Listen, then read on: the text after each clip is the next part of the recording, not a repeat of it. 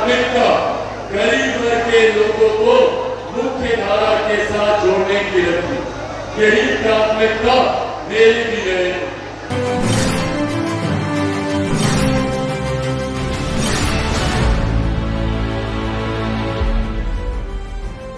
लोकसभा चुनाव में रिकॉर्ड तोड़ जीत के बाद चिराग पासवान जब पटना आए तो लगा कि पूरा पटना उनके स्वागत के लिए उमड़ पड़ा है। लोजपा कार्यकर्ता और नेता जय जयकार के नारे लगा रहे थे, चिराग पासवान जिंदाबाद के नारे लगा रहे थे। लेकिन अपने पटना प्रवास में चिराग पासवान ने दो बड़ी चीज़ों को स्पष्ट कर दिया। पहली बात कि चिराग पासवान कभी भी अब ये नहीं स्वीकार करेगा कि जो लोग दल छोड़ के गए थे उनको स्वीकार करेगा। उन्होंने तो यहाँ तक कह दिया कि जिस कुर्सी के लिए मुझे बाहर किया गया था उसी कुर्सी पर आके मैं बैठ चुका हूँ। तो क्लियर है, इशारा उनके चाचा पशुपति कुमार पारस की तरफ था कि अब उनके खेमे से कोई तालमेल नहीं, कोई जगह नहीं है हमारे लोजपा में उनके लोगों के लिए।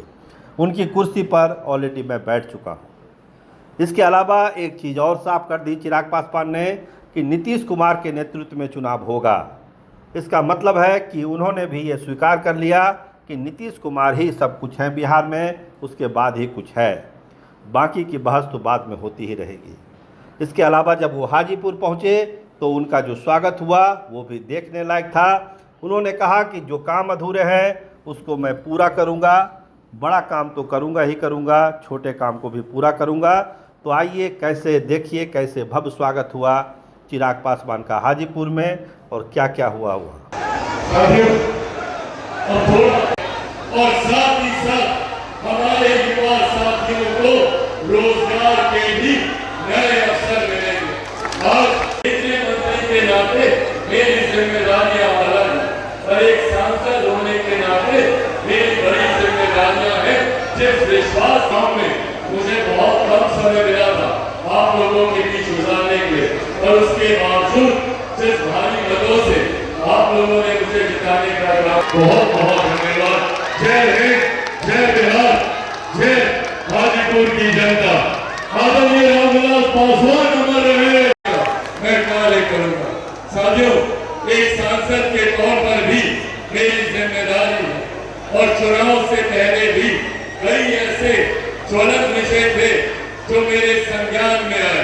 उन तमाम विषयों पर भी मैंने कार्रवाई शुरू की है। केंद्रीय विद्यालय को लेकर हम सब लोग चिंतित थे, ऐसे में मेरी भी चिंता थी। शिक्षा को मैं महत्व देता हूँ और ये मेरे लिए चिंता की बात थी कि केंद्रीय विद्यालय यहाँ पर बंद होने की कगार पर है। पिछले 2 सालों से पहली कक्षा में एडमिशन भी अब वहाँ पर नहीं हो रहा।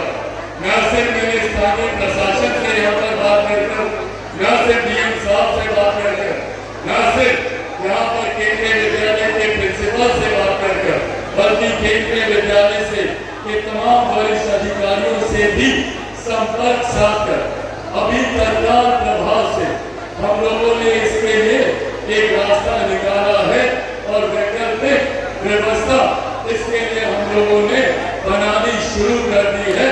बहुत जल्द पहली कक्षा का एडमिशन भी अब यहाँ पर शुरू हो जाएगा।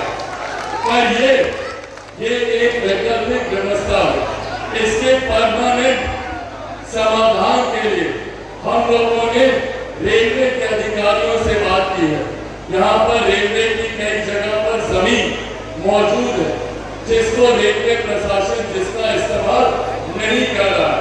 तो ऐसे में उस जमीन को रेलवे से शिक्षा मंत्रालय में हम लोग ट्रांसफर करवाने की बात कर रहे हैं ताकि केंद्रीय विद्यालय का एक अपना भवन यहाँ पे होगा, ताकि भविष्य में कभी शिक्षा को लेकर कोई प्रतिरोध वहाँ पर उत्पन्न नहीं